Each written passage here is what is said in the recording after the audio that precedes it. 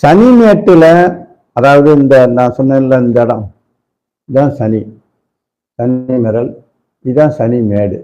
இந்த சனி மேட்டில் ஒரு நட்சத்திர குறி இருந்துச்சுன்னா அவருக்கு பாம்பு கடிச்சு சாவாரு, இல்லைன்னா இடி விழுந்து சாவாரு, இது போல மரணங்கள் ஏற்படும்.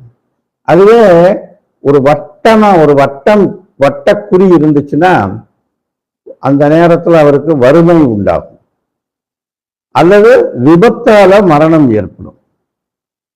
பொதுவாக சனி மேட்டில் இருக்கக்கூடிய அடையாளங்கள் பாதிப்பை கொடுக்கக்கூடிய அடையாளங்கள் தான். மனித ஆயுளுக்கே கூட பாதிப்பை கொடுக்கும். அப்படின்னா என்ன, மரணத்தை கொடுக்கக்கூடிய அளவுக்கு கூட இந்த பிரச்சனைகளை கொடுக்கும்.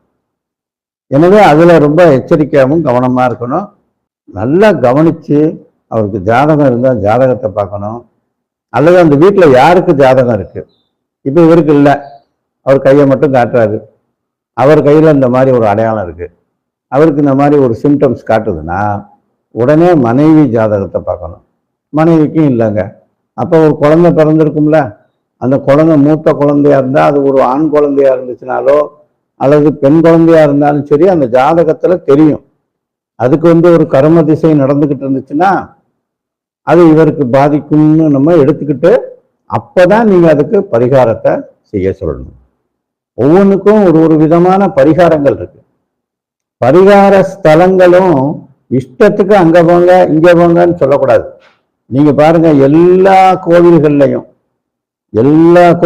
அதனுடைய பயோடேட்டாவை நீங்க கேட்டீங்கன்னா, அந்த கோயிலோட விசேஷம் என்னங்க அப்படின்னு அந்த கோவில் நிர்வாகத்தையோ அல்லது அந்த ஐயர்கிட்டையோ நீங்க கேட்டீங்கன்னா, குழந்தை வரும், திருமணம் ஆகாதவங்களுக்கு திருமணம் நடக்கும், நல்ல ஆயுள் தீர்காயுள் கிடைக்கும், என்னென்ன இருக்கோ பாசிட்டிவிட்டி பூரான்னு சொல்லுவாங்க.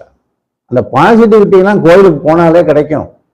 அது அந்த கோயிலுக்குன்னு இல்லை, எந்த கோயிலுக்குலையும் இருக்கும். ஆனா நமது முன்னோர்கள், ஒரு உதாரணத்துக்கு நான் சொல்றேன், திருக்கடையூர் அப்படின்னு அந்த கோவில், அந்த திருக்கடையூர் கோவில்ல உலகம் முழுக்க இருந்து நமது இந்துக்கள் 60வது வயது பூர்த்தியான உடனே, நாளையிலிருந்து 61 தொடங்க போது, இன்னைக்கோட 60 முடிஞ்சது. அப்ப அந்த பூர்த்திக்கு ஷஷ்டி ஆப்த பூர்த்தின்னு பேரு. 60 அன்றுடன் முடிகிறது.